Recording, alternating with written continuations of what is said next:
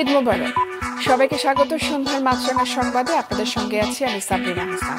শুরুতে guardian life insurance সংবাদ শিরোনাম। ত্যাগের মহিমায় সারা দেশে উদযাপিত হচ্ছে পবিত্র ঈদ উল আজহা। প্রধান ঈদ জামাতে দেশ ও জাতির সমৃদ্ধি কামনা করে বিশেষ মোনাজাত।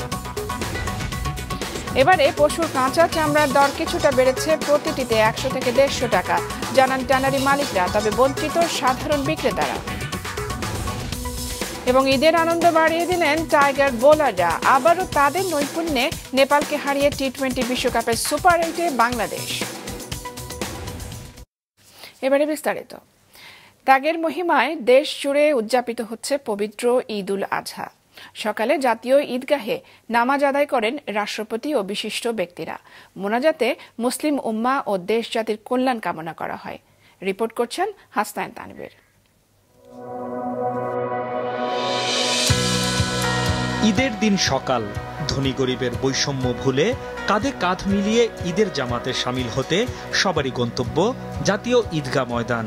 অনেকেই সঙ্গে নিয়ে এসেছেন প্রিয় সন্তানটিকে, কেউ বা পুরো পরিবার। মসজিদে নামাজ পড়া চাইতে খোলা মাঠে জাতীয় ঈদগাহ নামাজ পড়বো, এটার একটা আলাদা আনন্দ বহন করে। আল্লাহ যাতে সবার নামাজ কবুল করে, আমাদের নামাজ যাতে কবুল করে, সবাই যাতে আল্লাহ ভালো রাখে। সকাল 6:30টার পর থেকে সারিবদ্ধভাবে ঈদগাহে প্রবেশ শুরু হয়। জামাত শুরুর আগেই পরিপূর্ণ হয়ে যায় জাতীয় ঈদগাহ। বরাবরের মতো এবারও আলাদা ব্যবস্থায় জামাতে সামিল হন নারীরাও।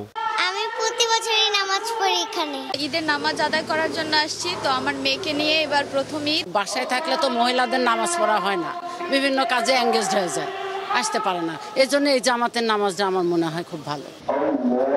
সকাল 7:30টায় শুরু হয় নামাজ। অংশ নেন রাষ্ট্রপতি সহ মন্ত্রিপরিষদ সদস্য, রাজনীতিক, কূটনীতিক সহ বিভিন্ন শ্রেণী পেশার মানুষ। নামাজ পড়ান জাতীয় মসজিদ বাইতুল মোকাররমের খতিব মাওলানা মুফতি রুহুল আমিন। নামাজ শেষে মোনাজাতে দেশের শান্তি, সমৃদ্ধি ও পরিবার পরিজনের সুস্থতা কামনায় দোয়া করেন মুসল্লিরা। এদিকে বাইতুল মোকাররম জাতীয় মসজিদে সকাল 7:30টা থেকে 11:15টা পর্যন্ত 5টি জামাতে অংশ নেন হাজারো মুসল্লি। সকালে আমার নামাজ পড়তে অনেক ভালো লাগছে। সবাইকে মুবারক।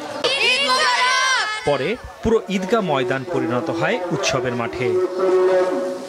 ত্যাগ আর আত্মশুদ্ধির বার্তা নিয়ে বছর ঘুরে ফিরে এসেছে পবিত্র ঈদ উল আজহা। ঈদের এই দিনটিতে ব্যক্তি জীবনের দুঃখ দুর্দশা আর ধনী গরিবের বৈষম্য ভুলে যাওয়ার দিন। ঈদের নামাজ আদায় শেষে মুসল্লিরা আল্লাহকে রাজি খুশি করতে সামর্থ্য অনুযায়ী পশু কোরবানি দেন। সেই কোরবানি যেন আল্লাহ তাআলা কবুল করেন, এই প্রত্যাশা মুসল্লিদের। হাসনাইন তানভীর, মাছরাঙা সংবাদ, ঢাকা। সারা দেশে ভাব গাম্ভীর্যের মধ্য দিয়ে অনুষ্ঠিত হয়েছে ঈদ উল আজহার নামাজ।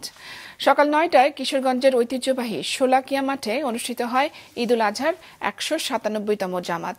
দেশ ও জাতির মঙ্গল এবং বিশ্ব শান্তি কামনায় মোনাজাত করা হয়।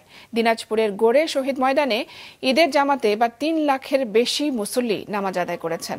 পাবনায় সকাল 8টায় ঈদের সবচেয়ে বড় জামাত অনুষ্ঠিত হয়েছে আরিফপুর সদর গোরস্থান মাঠে। রংপুরে মডেল মসজিদ এবং বিভিন্ন ঈদগাহে নামাজ অনুষ্ঠিত হয়। এছাড়া মানিকগঞ্জ, পটুয়াখালী, নেত্রকোনা ও খাগড়াছড়ি সহ সারা দেশে অনুষ্ঠিত হয় ঈদ উল আজহার জামাত। ঘূর্ণিঝড় রিমালে ক্ষতিগ্রস্তদের পাশে দাঁড়াতে সবাইকে আহ্বান জানিয়েছেন রাষ্ট্রপতি মোহাম্মদ শাহাবুদ্দিন। ঈদ উল আজহা উপলক্ষে বঙ্গভবনে শুভেচ্ছা বিনিময় অনুষ্ঠানে একথা বলেন তিনি। অন্যদিকে গণভবনে আওয়ামী লীগ এবং সহযোগী সংগঠনের নেতৃবৃন্দের সাথে শুভেচ্ছা বিনিময় করেন প্রধানমন্ত্রী শেখ হাসিনা। আরও জানাচ্ছেন ইবতিসাম নাসিম মৌ। ঈদ উল আজহা উপলক্ষে বঙ্গভবনে আয়োজিত শুভেচ্ছা বিনিময় অনুষ্ঠানে যোগ দেন বিচারক, কূটনীতিক, রাজনীতিবিদ, সাংবাদিক সহ বিশিষ্ট ব্যক্তিরা। সকাল 10:30 থেকে বেলা 12টা পর্যন্ত চলে এ অনুষ্ঠান। বঙ্গভবনে আগত অতিথিদের শুভেচ্ছা জানান রাষ্ট্রপতি মোহাম্মদ শাহাবুদ্দিন এবং তার সহধর্মিণী ডক্টর রেবেকা সুলতানা। ঈদুল আজহার আত্মত্যাগের মর্মবাণী অন্তরে ধারণ করে বিশ্বব্যাপী চলমান অস্থিরতা এবং যুদ্ধ বিগ্রহ ত্যাগ করে মানবতা চর্চার আহ্বান জানান রাষ্ট্রপতি। সাথে সাম্প্রতিক ঘূর্ণিঝড় রিমালে ক্ষতিগ্রস্তদের পাশে দাঁড়াতে সবাইকে আহ্বান জানান তিনি। সম্প্রতি শক্তিশালী ঘূর্ণিঝড় রিমেলের আঘাতে উপকূলীয় অঞ্চলে ব্যাপক ক্ষয়ক্ষতি হয়েছে। অনেকেরই ইচ্ছা থাকলেও কোরবানি করতে পারছে না। সমাজের দারিদ্র্য পীড়িত ও সুবিধা বঞ্চিত মানুষদের সাথে ঈদের আনন্দ ভাগাভাগি করতে এবং তাদের পাশে দাঁড়াতে আমি দেশের বিত্তবান ও সচ্ছল ব্যক্তিবর্গকে এগিয়ে আসার আহ্বান জানাচ্ছি। অন্যদিকে গণভবনে আওয়ামী লীগের নেতাদের সাথে শুভেচ্ছা বিনিময় করেন দলের সভাপতি প্রধানমন্ত্রী শেখ হাসিনা। প্রধানমন্ত্রীকে শুভেচ্ছা জানাতে আসেন যুবলীগ, কৃষক লীগ, মহিলা যুবলীগ, ছাত্রলীগ সহ সহযোগী সংগঠনগুলোর নেতা এবং সরকারি কর্মকর্তারাও। এছাড়া ঈদুল আজহা উপলক্ষে মুক্তিযোদ্ধা পুনর্বাসন কেন্দ্রে যুদ্ধাহত মুক্তিযোদ্ধা এবং শহীদ মুক্তিযোদ্ধাদের পরিবারের সদস্যদের কাছে প্রধানমন্ত্রীর পক্ষ থেকে ফল ও মিষ্টি পাঠানো হয়। ইফতিসাম নাসিম মৌ, মাছরাঙা সংবাদ, ঢাকা। রাজধানী থেকে কোরবানির বর্জ্য দ্রুততম সময়ের মধ্যে সরিয়ে নেওয়ার কাজ করছে ঢাকা উত্তর ও দক্ষিণ সিটি কর্পোরেশন। দুপুরে কোরবানির বর্জ্য অপসারণ কার্যক্রমের উদ্বোধনের সময় উত্তরের মেয়র আতিকুল ইসলাম বলেছেন, এবারে রাত ৮টার মধ্যেই অলিগলি থেকে প্রধান সড়ক পর্যন্ত সব জায়গা পরিষ্কার করার সর্বাত্মক চেষ্টা করা হবে। ১০,০০০ কর্মী সকাল থেকেই পরিচ্ছন্নতা কাজে নিয়োজিত আছে। ৮ ঘন্টা নয়, এবারে ৬ ঘন্টার মধ্যে সবকিছু পরিষ্কার করা হবে। নির্দিষ্ট স্থানে বর্জ্য রাখার আহ্বান জানান তিনি। বলেন, আগামীবার কোরবানির জন্য নির্দিষ্ট জায়গা করে দেয়া হবে। এবারে কোরবানির পশুর কাঁচা চামড়ার দর গেল বছরের তুলনায় কিছুটা বেড়েছে, তবে ন্যায্য দাম পাচ্ছেন না সাধারণ বিক্রেতারা। প্রতি বছর কোরবানির ঈদ এলেই চামড়ার ব্যবসা করেন নারায়ণগঞ্জের সেলিম মিয়া। রাজধানীর পাড়া মহল্লায় বাড়ি বাড়ি গিয়ে কেনেন চামড়া। গেল বছরও তিনি ৩৫,০০০ টাকা দিয়ে ৮০টি গরুর চামড়া ক্রয় করেছিলেন। এবারও এসেছেন শ্যামলী সোসাইটিতে, ৩০টি চামড়াও কিনেছেন ১৫,০০০ টাকায়। আমি এখন আপাতত কিনছি ৩০টা, ৫০০ করে। শুধু মৌসুমি ব্যবসায়ী নয়, চামড়া সংগ্রহের প্রতিযোগিতায় মাঠে রয়েছে মাদ্রাসা আর এতিমখানাগুলো। পাড়া মহল্লায় ঘুরে ঘুরে মাদ্রাসার ছাত্ররাও ভ্যানার পিকআপে করে সংগ্রহ করছেন চামড়া। আমরা যারা খুচরা বিক্রেতা, আমরা আগের মতোই, আমাদের কোনো বাড়তি পাচ্ছে না। সব জায়গায় বলতেছে ৭০০, ৭৫০, ৮০০ টাকা। চামড়া সংগ্রহের পরের ধাপে অলিগলির এসব চামড়া চলে আসে এলিফ্যান্ট রোডে। রাজধানীর ব্যস্ততম এ সড়ক পরিণত হয় চামড়ার অস্থায়ী বাজারে। সেখানেই পোস্তার আড়তদার আর ট্যানারি মালিকরা ছোট ব্যবসায়ীদের কাছ থেকে কেনেন চামড়া। দাম নিয়ে চলে দরাদরি। ১,০০০ চাইছিলাম, দিল না তো। ট্যানারি মালিকরা জানান, এবার সরবরাহ বেড়েছে চামড়ার, বেড়েছে দামও। যা তারা কিনবেন প্রতি পিস গেল বছরের তুলনায় ১০০ থেকে ১৫০ টাকা বাড়তি দাম দিয়ে। চামড়ার বাজার গত বছরের তুলনায় এবার মোটামুটি ভালো। আমরা আশা করি সরকার যে দামটা, বাণিজ্য মন্ত্রণালয় যে দামটা বেঁধে দিয়েছে, ওই দামের ভিতরে চামড়া বেচা বিক্রি হবে। আজ শুধু রাজধানীতে কোরবানি হওয়া পশুর চামড়া বেচা কেনা হলেও কাল থেকে অন্যান্য জেলার চামড়া আসতে শুরু করবে ঢাকায়। রঞ্জিবুল মিজান, মাছরাঙা সংবাদ, ঢাকা। গতরাত থেকে শুরু হওয়া ভারী বর্ষণ এবং পাহাড়ি ঢলে তলিয়ে গেছে সিলেট ও সুনামগঞ্জের নিচু এলাকা। সিলেট নগরীর অনেক এলাকার বাসাবাড়ি এবং ব্যবসা প্রতিষ্ঠানে পানি ঢুকেছে। এতে ভোগান্তিতে পড়েছেন সাধারণ মানুষ। ঈদের জামাতে অংশ নিতে বিড়ম্বনায় পড়েন অনেকেই। আবহাওয়া অফিস জানিয়েছে, গত ২৪ ঘন্টায় সিলেটে ১৭৩.৬ মিলিমিটার বৃষ্টি হয়েছে। এদিকে সুনামগঞ্জের সুরমা নদীর পানি ১৬ পয়েন্টে ২০ সেন্টিমিটার ওপর দিয়ে বইছে। গেল ২৪ ঘন্টায় জেলায় ৩৬৫ মিলিমিটার বৃষ্টি হয়েছে। প্লাবিত হয়েছে নদী তীরবর্তী প্রায় ২০টি গ্রাম। ভারী বর্ষণের কারণে জেলার সবগুলো ঈদ জামাত মসজিদে অনুষ্ঠিত হয়েছে। পবিত্র ঈদুল আজহা উপলক্ষে দিনাজপুরের হিলি সীমান্তে বিএসএফকে মিষ্টি উপহার দিয়ে শুভেচ্ছা জানিয়েছে বর্ডার গার্ড বাংলাদেশ বিজিবি।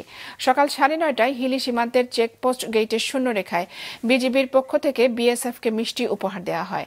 বিজিবির Hili ICP checkpost commander Motalleb Hossain ভারতের হিলি বিএসএফ এর ক্যাম্প কমান্ডার বিনীত কুমারের হাতে মিষ্টি প্যাকেট দিয়ে ঈদ শুভেচ্ছা জানান। এ সময় সেখানে বিজিবি ও বিএসএফ এর নারী ও পুরুষ সদস্যরা উপস্থিত ছিলেন।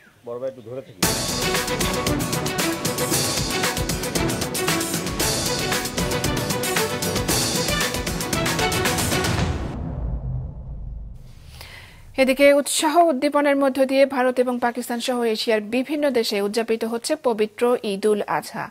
ভারতের রাজধানী নয়াদিল্লির জামা মসজিদে হয়েছে ঈদের সবচেয়ে বড় জামাত। এতে অংশ নেন লাখো মুসল্লি।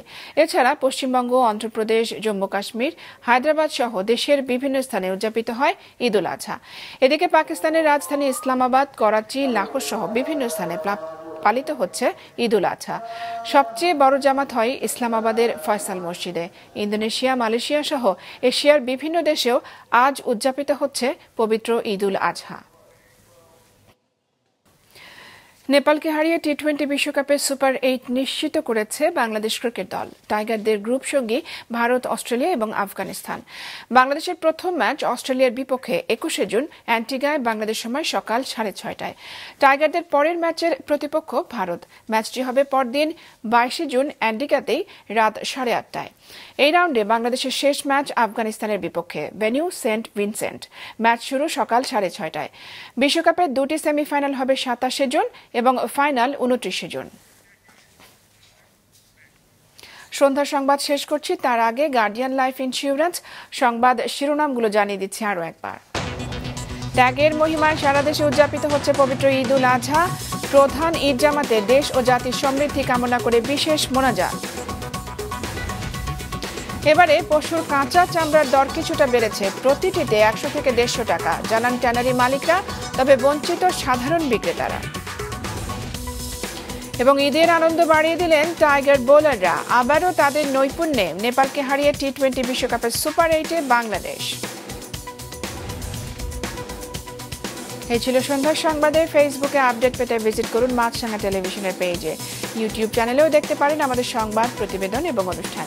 এতক্ষণ সঙ্গে থাকার জন্য ধন্যবাদ জানিয়ে আমি সাবরিনা হাসনাত শেষ করছি সন্ধ্যার মাছরাঙা সংবাদ। এই দিন এইভাবে।